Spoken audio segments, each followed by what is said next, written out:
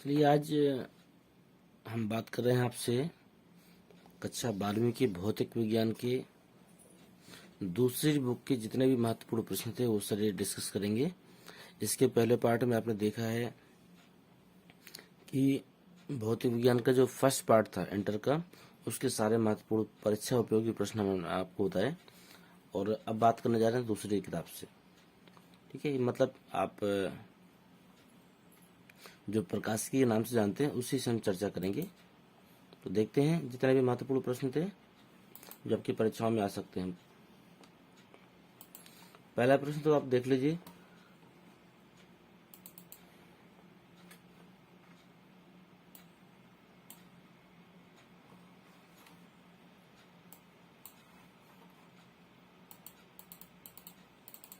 ये प्रश्न को आप देख पा रहे हैं, किसी गोलीय पृष्ठ पर उत्तल हो या अवतल हो, इससे प्रकाश के अपवर्तन के लिए सूत्र स्थापित करना है। ये आपका मोस्ट इम्पोर्टेंट प्रश्न है। इसके बाद में आगे बढ़ते हैं। दूसरा प्रश्न ये है, वही प्रश्न है, इसको दोबारा दूसरे तरीके से दिया गया है। किसी गोलीय पृष्ठ पर अपवर्तन का सूत्र लिखिए। इसकी सहायता से पतले लेंस के लिए 1/f equal to mu minus 1 या फिर n माइनस 1 भी कह सकते हैं, 1/r1 माइनस 1/r2। इसका आपको व्यंजक सिद्ध करना है। ये आपका महत्वपूर्ण है। इसके बाद में एक प्रश्न आपका ये बनता है, परस्पर संपर्क में रखे दो पतले लेंसों की संयुक्त फोकस दूरी का सूत्र का निगमन कीजिए। 1/f equal to 1/f1 plus 1/f2। ये निगमन भी आपके लिए महत्वपूर्ण है। देखिए, मोस्ट इम्पोर्टेंट अगर हम आपसे कहें तो ये गलत नहीं होगा। ये इस प्रकार का प्रश्न है, तो ध्यान दीजिएगा। ये तीनों प्रश्न आपके इस चैप्टर से महत्वपूर्ण है, जो पेपर में आने की संभावना है। इन तीन में से कोई ना कोई एक प्रश्न आपको 2023 की बोर्ड परीक्षा में जरूर मिलेगा। मैं आपको एक चीज और बता दूं कि यदि आपने पूरे वर्ष कोई पढ़ाई नहीं की है या फिर की है लेकिन अभी तक श्योर नहीं है कि मेरी तैयारी बहुत अच्छी है, मैं फिजिक्स में फेल हो सकता हूँ, तो मैं गारंटी देता हूँ जितनी चीज़ें मैं बता रहा हूँ इतनी चीज़ें आप देख कर जाइएगा। कम से कम 60 to 70% के ऊपर नंबर 100 में 100% आपके आएंगे, क्योंकि मुझे विश्वास है कि यही चीज़ें आने वाली हैं। अगला प्रश्न देखिए, इसी में परिक्षेपण क्षमता लिखिए। परिक्षेपण क्षमता की जो परिभाषा है वो आपकी पूछी गई है 2001, 4, 6। और हम जितने भी बातें करेंगे कोई मतलब हवाई वाली बातें नहीं है। कई अलग अलग चैनल में लोग बताते हैं, कुछ भी बताते हैं, प्रमाण कुछ भी नहीं है। लेकिन आज मैं आपको जो भी दिखा रहा हूँ ये मैं एक खास किताब से दिखा रहा हूँ। यहाँ पर प्रश्न भी पड़े हुए हैं, कोई बताने की आवश्यकता नहीं, आप स्वयं समझ सकते हैं प्रश्न कितना महत्वपूर्ण है। परिक्षेपण क्षमता की परिभाषा के बाद में अगला प्रश्न बनता है इसी में, किसी प्रिज्म के पदार्थ की परिक्षेपण क्षमता का सूत्र, मतलब वही सूत्र है आपका। इसके बाद में प्रतीक भी समझाना है आपने, इतना अंतर है इसमें। और आगे बढ़े हम लोग, थोड़ा महत्वपूर्ण है ये, मतलब विशेष महत्वपूर्ण नहीं है, देख लीजिएगा इसको भी। Mu equal to sine A plus delta N upon delta M upon 2 upon sine A बटे 2, जहां पर ए प्रिज्म कोड है, डेल्टा एम आपका अल्पतम विचलन है। इसका निगमन करना है। ठीक है, तो ये आपका सिलेबस में अगर है तो देखिएगा। इसके बाद हम आ जाते हैं अगले अध्याय में, मानव नेत्र में निकट दृष्टि दोष और दूरदर्शी दोष। ये तो आप हाई स्कूल में तैयार कर चुके हैं, कोई दिक्कत वाली बात नहीं है, इन्हें आप तैयार कर लीजिएगा। लेकिन मैं बता दूं, इन दोनों दोषों में से कोई ना कोई दोष आपका लगभग हर साल पूछा जाता है। इसके बाद में एक प्रश्न ये महत्वपूर्ण है आपका, दूरदर्शी तथा सूक्ष्मदर्शी की रचना में क्या अंतर है। एक प्रश्न है आपका, परावर्तित दूरदर्शी का कर्ण आरेख बनाओ। एक है आपका, परावर्तित दूरदर्शी की दो विशेषताएं लिखो। ये छोटे छोटे प्रश्न हैं, इनको देख लीजिएगा आप। एक मोस्ट इम्पोर्टेंट जो प्रश्न है वो आपका ये रहा, किसी दूरदर्शी की विभेदन क्षमता का सूत्र लिखो और प्रयुक्त प्रतीकों को समझाइए। ये मोस्ट इम्पोर्टेंट प्रश्न है आपका। ठीक है, इसके ऊपर एक प्रश्न दिया गया है, किसी प्रकाशिक यंत्र की विभेदन क्षमता से क्या समझते हैं। ये प्रश्न भी देखना है आपको, हालांकि महत्वपूर्ण नहीं है। ये आपका महत्वपूर्ण है, किसी दूरदर्शी की विभेदन क्षमता कैसे बढ़ाई सकती है। तो नीचे उत्तर भी लिखा है इसका, आविदृश्य का व्यास को बढ़ाकर इसकी क्षमता को बढ़ाया जा सकता है। अगला प्रश्न है आपका, ये भी महत्वपूर्ण है, दूरदर्शी की विभेदन सीमा किन किन बातों पर निर्भर करती है, सूत्र भी लिखना है। तो दूरदर्शी की विभेदन सीमा जो है आपकी वह होती है 1/22 लैम्डा अपॉन डी के बराबर होती है। तो इस प्रकार आप कह सकते हैं कि यह तरंग दैर्ध्य के समानुपाती और अभिदर्शक के जो द्वारक के व्युत्क्रमानुपाती होती है।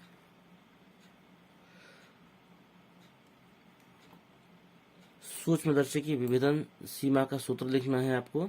तो सूक्ष्मदर्शी की विभेदन सीमा 1/22 lambda upon 2 mu sine alpha, ये आपका सूत्र है। ये आपका मोस्ट इम्पोर्टेंट प्रश्न है, सूक्ष्मदर्शी की विभेदन क्षमता का सूत्र लिखिए। ये प्रश्न आपके आने की संभावना है। इसका सूत्र होगा 2 mu sine alpha upon 1.22 lambda. यहाँ पर सभी के बारे में भी लिखा है कि कौन सा यहाँ पर क्या है। देखिए, हम जो प्रश्न आपको बता रहे हैं मोस्ट इम्पोर्टेंट प्रश्नों की चर्चा कर रहे हैं, इसलिए आप इन्हीं प्रश्नों को तैयार करके पहुंच जाइए। कम से कम 70% से ऊपर नंबर आप हासिल करेंगे। अगला प्रश्न है, आप दूरदर्शी में बड़े द्वारक के अभिदर्शक लेंस की आवश्यकता क्यों होती है? दूरदर्शी में बड़े द्वारक के अभिदर्शक लेंस की आवश्यकता क्यों होती है? ये आपका मोस्ट इम्पोर्टेंट प्रश्न है, इसको आपको देखना है। इसके बाद में हम लोग आगे बढ़े। दूरदर्शी की विभेदन क्षमता कैसे बढ़ाई सकती है? बहुत बार प्रश्न आया है ये, और ये महत्वपूर्ण भी है। बड़े द्वारक का अभिदर्शक लेंस लगाकर। इसके बाद में देखिए, ये प्रश्न आपका मोस्ट इम्पोर्टेंट है। इलेक्ट्रॉन सूक्ष्मदर्शी की विभेदन क्षमता प्रकाशिक सूक्ष्मदर्शी की तुलना में अधिक क्यों होती है? आपको कार्ड भी बताना है। तो ये देखिए कितने सनों में आया हुआ है। ये प्रश्न आपके लिए महत्वपूर्ण हो जाता है, इस वर्ष भी रिपीट होने की पूरी संभावना है। इसमें आपको अंतर बताना है। अगला प्रश्न है, मानव नेत्र से ही संबंधित है।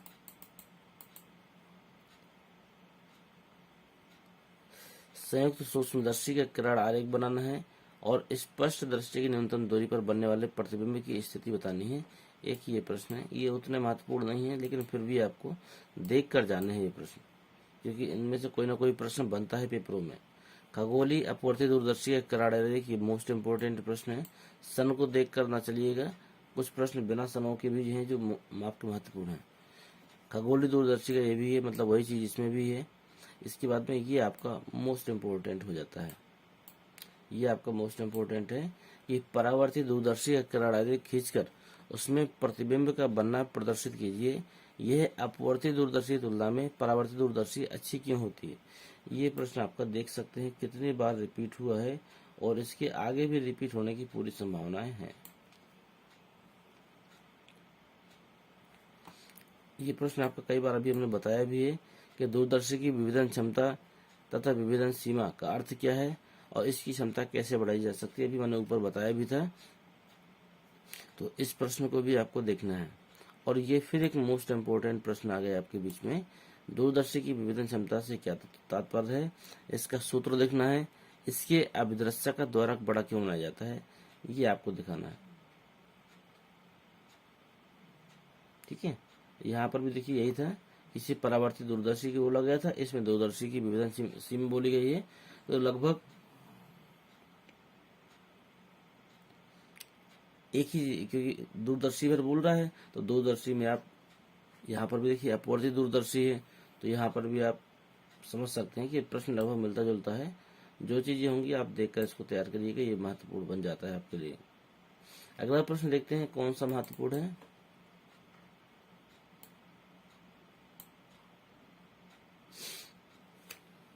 तरंगाग्र किसे कहते हैं? ये एक महत्वपूर्ण प्रश्न है। तरंगाग्र किसे कहते हैं, ये आपका आने की संभावना है।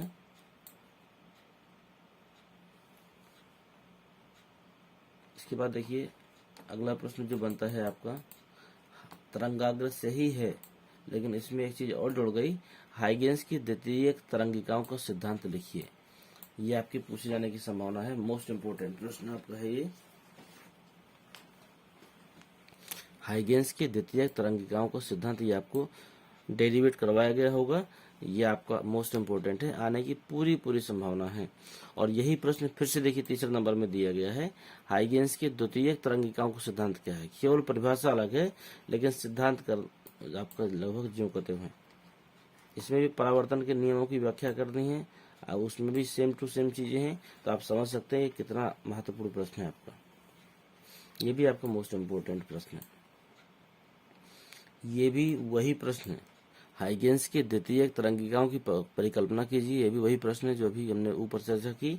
इसके आधार पर अपवर्तन, वहां पर परावर्तन करवा रहा था और यहाँ पर अपवर्तन की व्याख्या करनी है।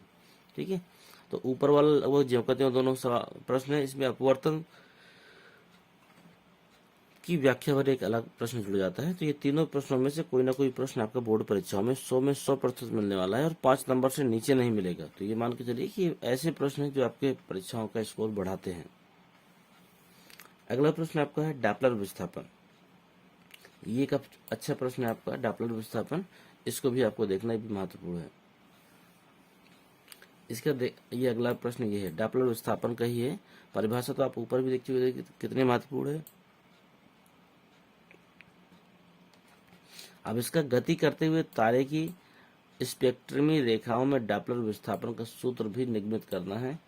ठीक है, और इससे तारों की गति का अनुमान कैसे लगाया जा सकता है, ये चीज भी आपको बतानी है। तो ये सारी चीजें आपके लिए महत्वपूर्ण हैं। डॉपलर विस्थापन आपको पढ़ाया गया होगा विद्यालय में।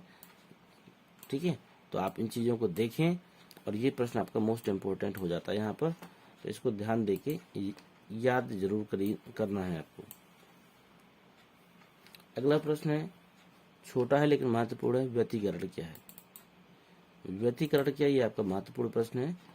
पहला नंबर पारिभाषिक है ये। अगला है, व्यतिकरण फ्रिंजों को देखने के लिए आवश्यक शर्तों का उल्लेख। छोटा है लेकिन महत्वपूर्ण प्रश्न है। यंग के फ्रिंज प्रयोग में फ्रिंज की चौड़ाई के सूत्र क्या है, ये भी आपका महत्वपूर्ण प्रश्न है। ये तीनों प्रश्न आपको देखने हैं। मैं गारंटी देता हूँ जितने लोग वीडियो देख रहे हैं, अगर वास्तव में अप्लाई कर लेंगे पेपरों के टाइम पे 7 दिनों के लिए भी, तो कोई बालक फिजिक्स में फेल होने वाला नहीं है। ये हमारी फुल गारंटी है। कला संबद्ध स्रोतों से आप क्या समझते हैं, ये भी आपका महत्वपूर्ण है। 2007, 11 और 19 में आया है, लेकिन सनों को देखकर नहीं चलना है। ये प्रश्न महत्वपूर्ण है आपका। 12वां है, तरंगों के संपोषी तथा विनाशी। ये आपका मोस्ट इम्पोर्टेंट प्रश्न है आपका, संपोषी और विनाशी वाला।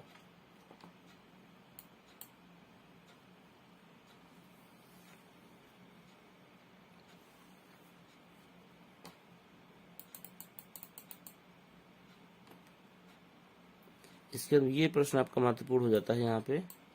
प्रकाश के लिए यंग के द्विक, ये आपका मोस्ट इम्पोर्टेंट नहीं, मैं जितनी बार भी मोस्ट कहूँ तो ये कम हो जाएगा, क्योंकि ये प्रश्न आपका इतना ज्यादा आने वाला है प्रश्न है।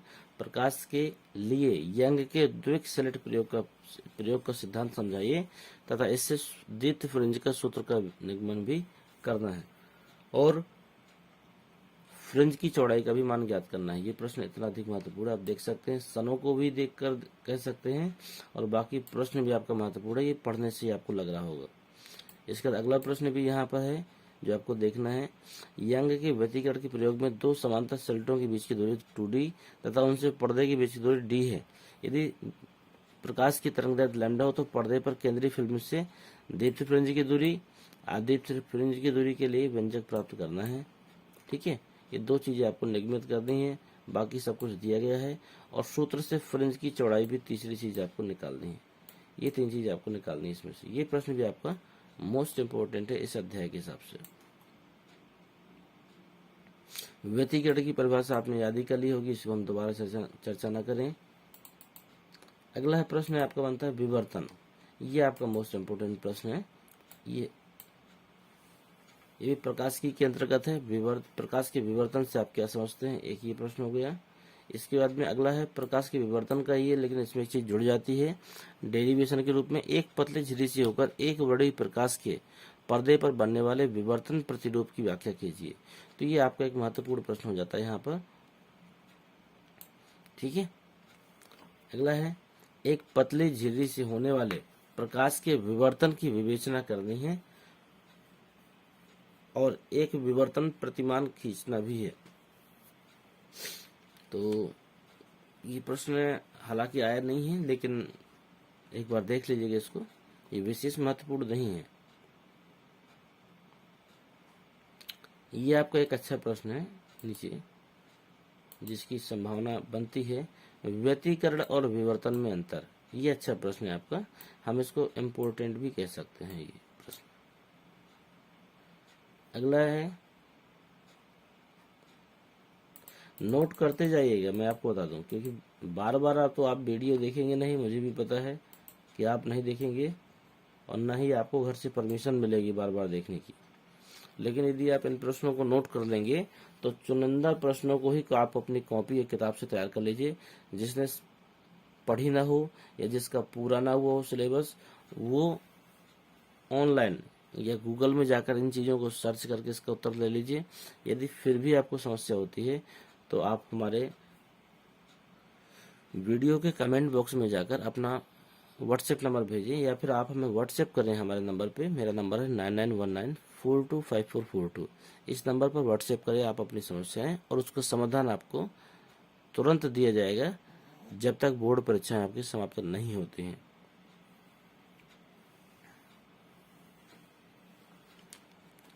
अगला प्रश्न यहाँ पे बन रहा है, एक ऐसी घटना का नाम लिखो जिससे सिद्ध हो जाए कि प्रकाश की तरंग अनुप्रस्थ होती है। तो यहाँ पे मैं उत्तर भी आपको बता रहा हूँ, ये प्रकाश की घटना है, ध्रुवण की घटना होती है। ये आपका महत्वपूर्ण प्रश्न है। इसके बाद में ये प्रश्न देखने हैं आपके, कंपन तल तथा ध्रुवण तल की परिभाषा लिखनी है और ध्रुवण के ब्रूस्टर नियम का उल्लेख भी करना है। मतलब कि ये जो प्रश्न है, ये प्रश्न भी आपका महत्वपूर्ण प्रश्न है, और मैं कहूँ तो ये प्रश्न आपका मोस्ट इम्पोर्टेंट बन जाता है आपका। ठीक है, ये प्रश्न आप जरूर देखिएगा। इसके बाद में एक प्रश्न इसके नीचे और भी दिया गया है, किसी तल के लिए ध्रुवण कोण का क्या अर्थ है। हालांकि ऊपर वाले प्रश्न में ये बात कवर हो गई थी, लेकिन अगर आप अलग से चाहें तो आप ध्रुवण कोण का परिभाषा और सूत्र याद कर लीजिएगा, ये हो जाएगा आपका। ये भी प्रश्न आपका महत्वपूर्ण है, सनों को देख के आप कह सकते हैं।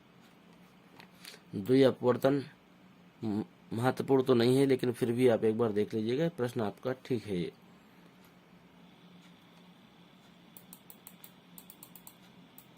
ये आपका मोस्ट इम्पोर्टेंट प्रश्न है, प्रकाश के ध्रुवण से क्या समझते हैं। ये आप पहले भी पढ़ चुके हैं। प्रकाश के गुण से प्रकाश तरंगों की अनुप्रस्थ प्रकृति कैसे प्रमाणित होती है।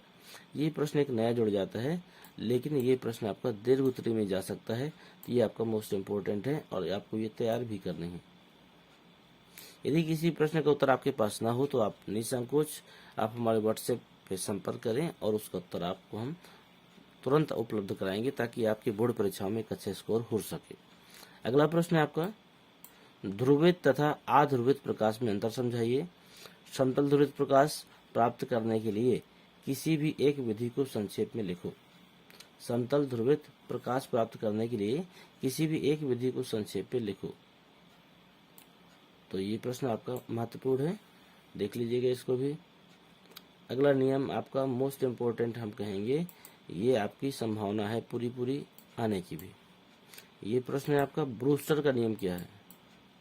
ब्रूस्टर का नियम क्या है, और दिखाइए कि जब प्रकाश माध्यम पर ध्रुवण कोण पर आपतित होता है तो परावर्तित तथा अपवर्तित किरणें परस्पर लंबवत होती हैं। ये आपका मोस्ट इम्पोर्टेंट प्रश्न है, आने की पूरी संभावना है, तो इस प्रश्न को जरूर कायदे से देकर जाइएगा। इसके बाद में ध्रुवण कोण से संबंधित एक प्रश्न है, ये भी देखना है आपको। ध्रुवण कोण से क्या समझते हैं, सिद्ध कीजिए कि ध्रुवण कोण पर परावर्तित तथा अपवर्तित किरणें परस्पर लंबवत होती हैं। यह प्रश्न भी आपका महत्वपूर्ण है। अगला है, ध्रुव समतल ध्रुवित प्रकाश के उत्पादन तथा संसूचन की किसी विधि का सचित्र वर्णन करो। प्रश्न महत्वपूर्ण नहीं है, लेकिन ये प्रश्न आने की संभावना है, इसलिए हम इसको भी कहेंगे, आप देखिएगा। इसके बाद अगला है, पोलेराइट क्या है। यह आपका मोस्ट इंपोर्टेंट है, पोलेराइट। पोलेराइट क्या है, इसके द्वारा कैसे ज्ञात किया जाता है कि प्रकाश पुंज अध्रुवित या फिर समतल ध्रुवित या आंशिक ध्रुवित है। मतलब जो भी जैसे है तो आपको बताना है, पोलेराइट वाला आपको देखना है। इसके बाद में मेलस का नियम आपका महत्वपूर्ण है, आप सन को देख के न जाइएगा, मेलस का नियम आपका पूछ सकता है ये।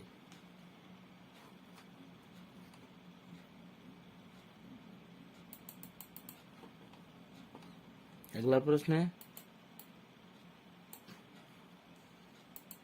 प्रकाश विद्युत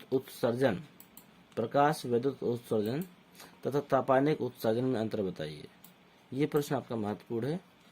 ये 5, 7 और 12 में पूछा गया प्रश्न है और आगे आने की संभावना भी है। इसका उत्तर भी लिखा हुआ सामने। सबसे अच्छी बात तो ये है प्रकाश विद्युत उत्सर्जन में धातु के भीतर उपस्थित मुक्त इलेक्ट्रॉन बाहर फोटोनों को अवशोषित करके ऊर्जा ग्रहण करते हैं तथा धातु से बाहर आ जाते हैं। तापानिक उत्सर्जन में मुक्त इलेक्ट्रॉन ऊष्मा पाकर ऊर्जा ग्रहण करते हैं। अतः यह जो प्रभाव है ताप पर आधारित है, इसलिए हम इसको प्रकाश विद्युत उत्सर्जन तापानिक उत्सर्जन कहते हैं।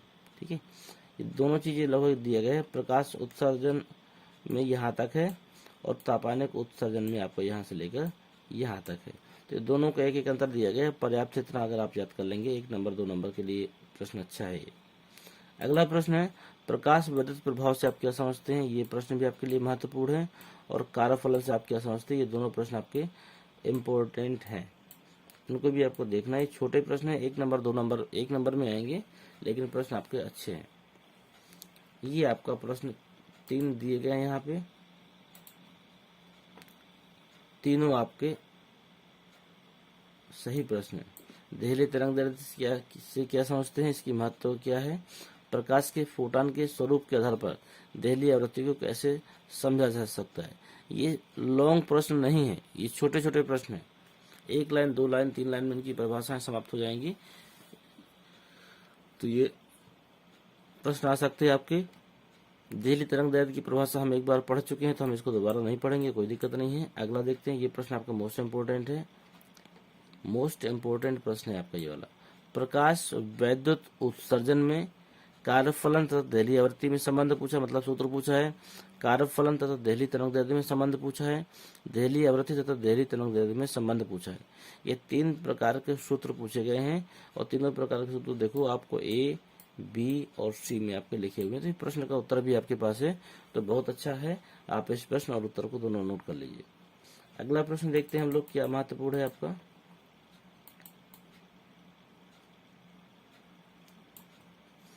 प्रकाश विद्युत प्रभाव के लिए आइंस्टाइन का समीकरण ज्ञात कीजिए। प्रकाश विद्युत प्रभाव के लिए ये महत्वपूर्ण है आपका। तो ये आपका है K = H न्यू -50। ये आइंस्टाइन का समीकरण है आपका। K मैक्स भी आप लिख सकते हैं, ये आपका इम्पोर्टेंट है। यहाँ पर है 1 ही नंबर के लिए, बहुत बड़ा नहीं आएगा ये। आप ये ना सोचिएगा कि 1 नंबर का है तो इसको छोड़ो, बड़े बड़े देखो, क्योंकि 1 नंबर से भी कभी इंसान एक अच्छी मेरिट तक पहुंचता है। अगला प्रश्न है प्रकाश विद्युत प्रभाव क्या है। पहला दूसरा ये दोनों आपके लिए महत्वपूर्ण है।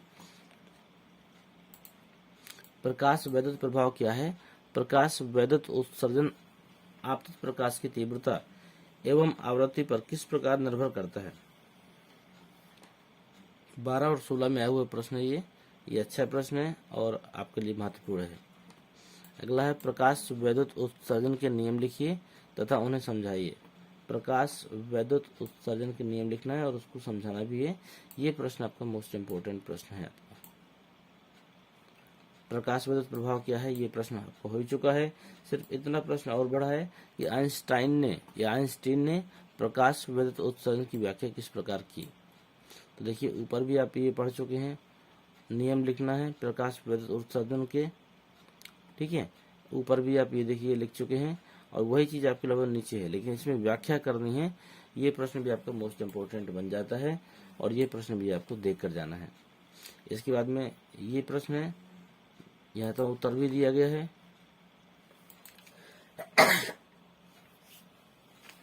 ये आपका मोस्ट इम्पोर्टेंट है, लेकिन ये प्रश्न आपका दीर्घ उत्तरी में जाएगा।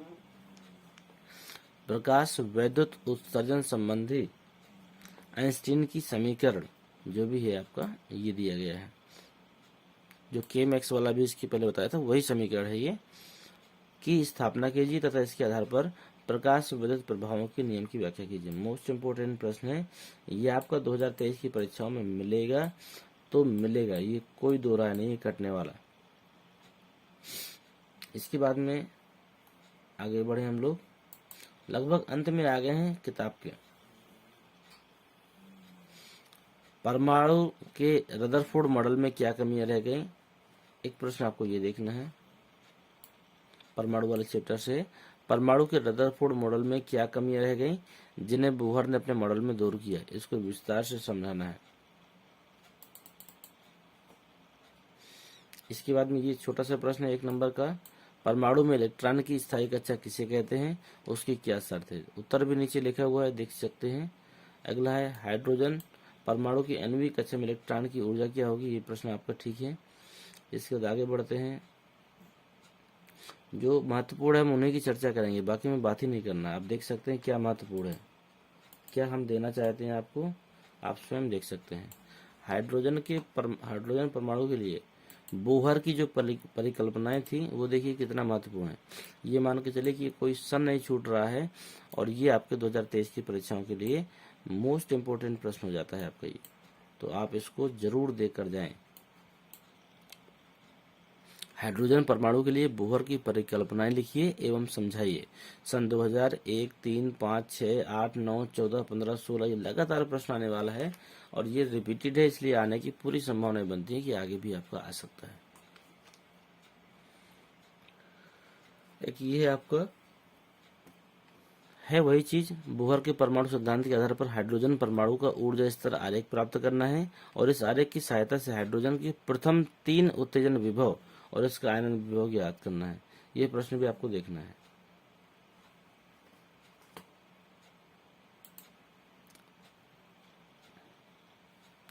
इसके बाद में समस्थानिक संभार्य की आप लोग ने रसायन विज्ञान में भी पढ़ा होगा, फिजिक्स में भी है, तो आप इसको भी देख लीजिएगा, ये आपसे आसानी से याद भी हो जाते हैं, छोटे छोटे प्रश्न हैं। इसके बाद में अगला प्रश्न आपके लिए ये बन जाता है, एक एएमयू द्रव्यमान से आप क्या समझते हैं। ये प्रश्न आपका अच्छा है, ये केमिस्ट्री के लिए भी ठीक है और फिजिक्स में भी आ सकता है ये। तो एक एएमयू का किलोग्राम से संबंध, ठीक है, या MeV मिलियन इलेक्ट्रॉन वोल्ट से संबंध पूछ सकता है। तो एक एएमयू में होते हैं 1.66 × 10⁻27 किलोग्राम और यह है आपका 931 मिलियन इलेक्ट्रॉन वोल्ट के बराबर भी होता है। और यदि इसकी परिभाषा पूछी जाए तो एक एएमयू कार्बन परमाणु 6C12 के द्रव्यमान के 12वें भाग के बराबर होता है, ऐसा कह सकते हैं आप। अगला प्रश्न बनता है जो इस अध्याय से, किसी नाभिक की द्रव्यमान क्षति से क्या समझते हैं, ये आपका हो गया। इसके बाद में एक प्रश्न और बनता है, ये आपका इम्पोर्टेंट हम कहेंगे, मोस्ट तो नहीं कहेंगे लेकिन इम्पोर्टेंट है, ये भी आपका 1 नंबर 2 नंबर में आ सकता है। नाभिक की बंधन ऊर्जा से क्या तात्पर्य है, बंधन ऊर्जा तथा नाभिक की स्थायित्व में क्या संबंध है, ये प्रश्न आपका महत्वपूर्ण है। इसके बाद में हम आगे बढ़े,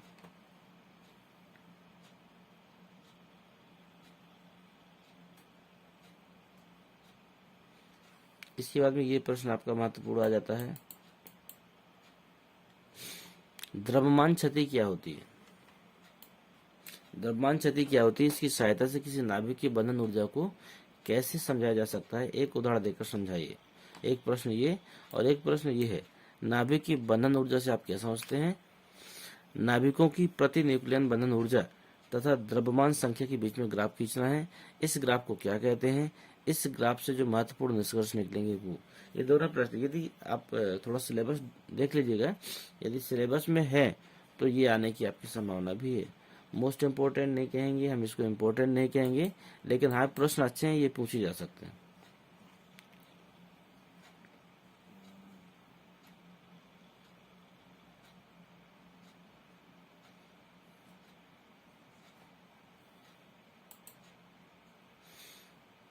ये प्रश्न आपका एक है, नाभिकीय बल किसे कहते हैं, ठीक है, ये प्रश्न अच्छा है, ये पूछा जा सकता है, 1 नंबर में पूछा जा सकता है, ज़्यादा बड़ा नहीं होगा या फिर 2 नंबर में आएगा, इससे ऊपर नहीं आएगा। इसके बाद में अगला प्रश्न है,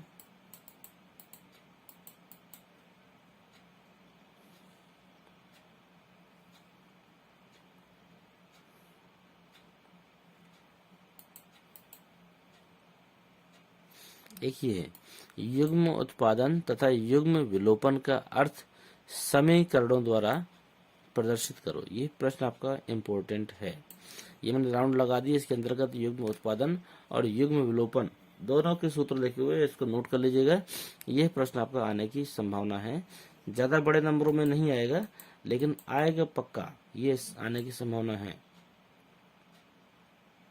इसके बाद में अगला प्रश्न जो बनता है, रेडियो एक्टिव 6 संबंधी रदरफोर्ड सोडी का नियम लिखना है, इसका सूत्र भी व्युत्पन्न करना है। ठीक है, तो ये आपका महत्वपूर्ण प्रश्न है, इसको हम मोस्ट भी कह सकते हैं, ये प्रश्न आपका महत्वपूर्ण है। अगला है, रेडियो एक्टिव पदार्थ के 6 नियतांक व अर्ध आयु में क्या तात्पर्य है? अर्ध आयु तथा 6 नियतांक में संबंध को भी स्थापित करना है। ये प्रश्न भी आपका महत्वपूर्ण है। ठीक है, इसको बस हम ये करेंगे, टिक करेंगे, मोस्ट तो नहीं करेंगे क्योंकि मोस्ट हम नहीं कह सकते, इसको प्रश्न में उतना दम दिखाई नहीं देता है, जिसमें होगा तो हम जरूर बताएंगे आपको। अगला ये प्रश्न आपका देखना है आपको, नाभ के विखंडन। नाभ के विखंडन या नाभ की संलयन से कोई एक घटना आपके हाई स्कूल में पूछी जाती है और इंटर में भी ये है आपके पास, तो यहाँ भी पूछी जा सकती है। नाभ की ऊर्जा से क्या तात्पर्य है, ये भी पूछा जा सकता है। नाभ की रिएक्टर भी पूछा जा सकता है। और आगे बढ़े हम लोग, ये प्रश्न आपका देखिए, नाभ की संलयन मैंने आपसे बताया था, नाभ की संलयन क्या है? नाभ के विखंडन या संलयन में कोई ना कोई एक चीज पूछी जा सकती है, दो में से कोई ना कोई एक हाई स्कूल में भी आता है, इंटर में भी आने की संभावना है। और सूर्य द्वारा ऊर्जा कैसे प्राप्त की जाती है, तो आपको पता होगा, नाभ की संलयन ही आपका वो कारण है जिससे सूर्य द्वारा ऊर्जा प्राप्त होती है, उसका जो आवश्यक समीकरण है और ये सब चीजें आपकी बतानी। ये प्रश्न आपका मोस्ट इंपोर्टेंट प्रश्न आपका बन जाता है। अगला है, नाभ की संलयन, ये घटना हो चुकी है, आपको पता ही है। अर्धचालक क्या होता है, ये प्रश्न आपका पूछा जा सकता है, 1 नंबर में होगा तो लिखा भी है। अर्धचालक के 2 उदाहरण लिखे हैं आपके, सिलिकॉन और जर्मेनियम, ये आपके अर्धचालक हैं। इसके बाद में है आपका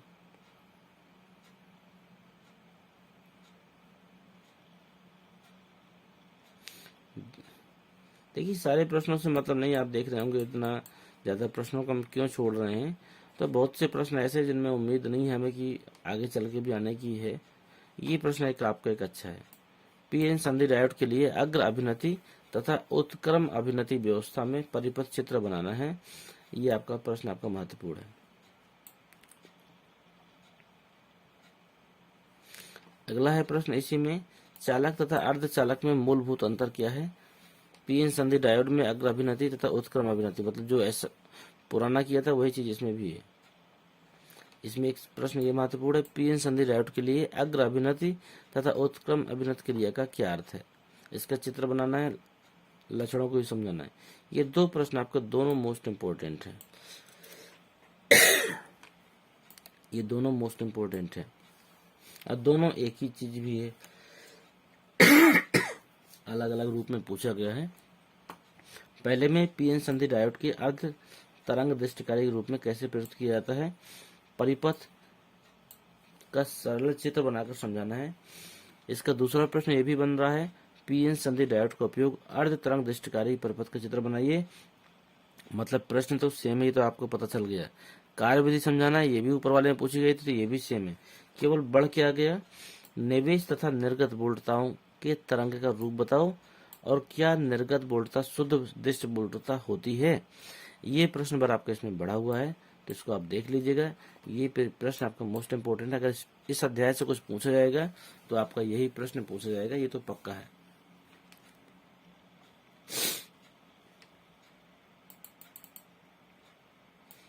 जेना डायोड मोस्ट इंपोर्टेंट है, ये जेना डायोड आपका मोस्ट इंपोर्टेंट प्रश्न है ये आपका, इसके बारे में पूछा ही जाता है आपका।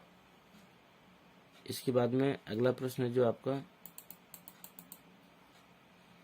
पीएनपी या एनपीएन ट्रांजिस्टर के प्रतीक चिन्ह लिखिए। यह 1 नंबर के लिए महत्वपूर्ण प्रश्न है, मोस्ट इम्पोर्टेंट यदि हम कहें तो ये मोस्ट इम्पोर्टेंट ही है। प्रतीक चिन्ह लिखना है आपको इसके।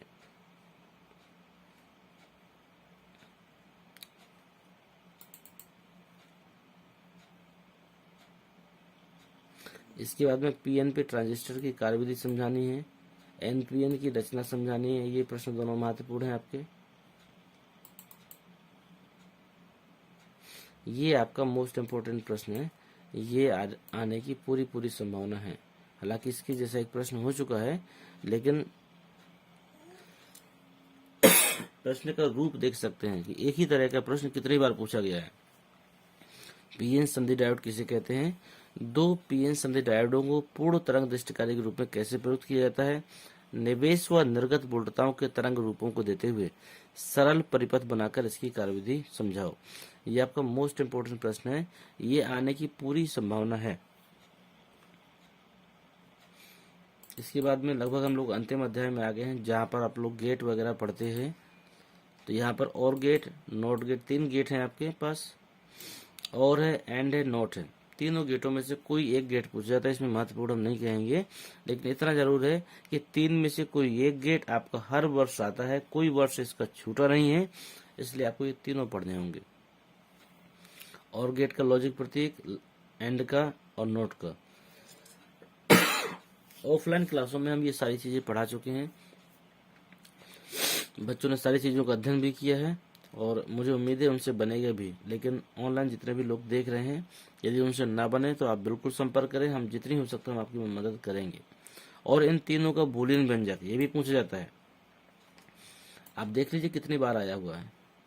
ठीक है, इसके बाद में आप सोच रहे होंगे गेट तो 3 थे, ये गेट 5 कैसे हो गए, 6 कैसे हो गए? तो और, एंड और नोट, ये 3 तो गेट थे। ठीक है, नोट और आर, नोट और गेट मिलकर बन गए नॉर गेट, और नोट एंड और एंड गेट मिलकर बन गए नंद गेट। नोट और नहीं, और ये एक एक्स ओ आर, ये एक अलग गेट है। एक ये भी आपका 6 गेट हो जाते हैं। तो जो बूलियन व्यंजक है वो 6 में से किसी का भी पूछ सकता है, और प्रतीक भी पूछ सकता है। तो ये देख लीजिएगा आप, 6 गेटों के बूलियन व्यंजक और प्रतीक।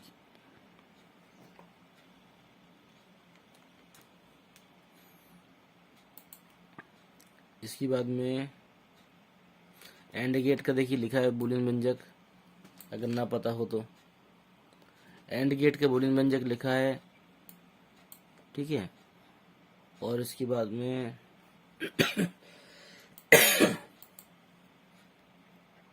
चलिए आगे बढ़ते हैं। नॉट गेट की परिभाषा भी पूछी जा सकती है, इसका बूलियन व्यंजक, सांकेतिक रूप, व्यवहार पूछा जा सकता है। बूलियन व्यंजक आपका सभी के महत्वपूर्ण है। तो ये था हमारे फिजिक्स का अंत। 8वें प्रश्न में आप देख सकते हैं इनका बूलियन व्यंजक बार बार पूछा गया है। तो और गेट, एंड गेट और नोट गेट, 3 तो ये हो गए, और इनको मिलाकर जो गेट तैयार हुए हैं लगभग 6 गेट हैं। एक एक लाइन, 2-2 लाइन की ये परिभाषाएं, इनकी व्यंजक हैं, तो बिल्कुल दिक्कत ना लीजिएगा। देखने में ये कठिन लग रहा है, ये सारे सरल हैं, तो इसको सारे को आपको तैयार करना है। और यहाँ से हमारा फिजिक्स का द एंड होता है। इतनी गारंटी ली है कि 70 नंबर का आपका पेपर आना है। 70 नंबर में जिसने हमारी बताई हुई चीज़ें तैयार कर ली हैं, तो 70 में कम से कम 50 नंबर के आसपास उसका पेपर फंसेगा।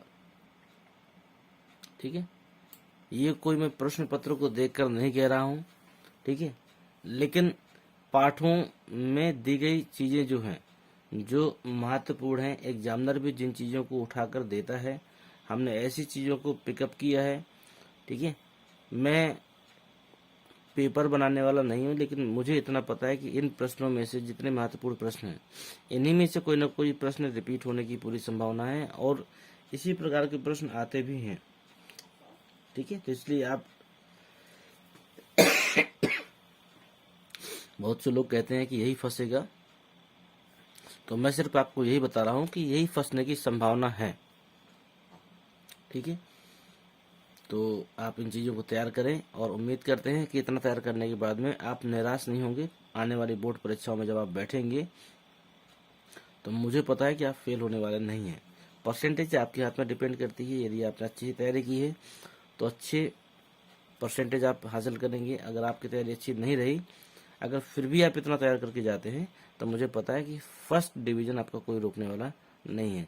60% से 70% से ऊपर आपके नंबर पक्का आने हैं, यदि आपने इतना भी तैयार कर लिया है तो डरने की कोई बात नहीं। आज से फिजिक्स से डर को बिल्कुल ख़त्म करिए, और जानते तो आप भी, डर के आगे जीत है। तो यदि आपने तैयार किया है तो आपकी सफलता सुनिश्चित है।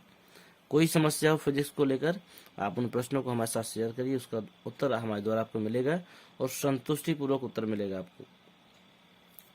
इसी के साथ हम वीडियो को अभी समाप्त करते हैं और मिलते हैं आपसे अगले टॉपिक पे।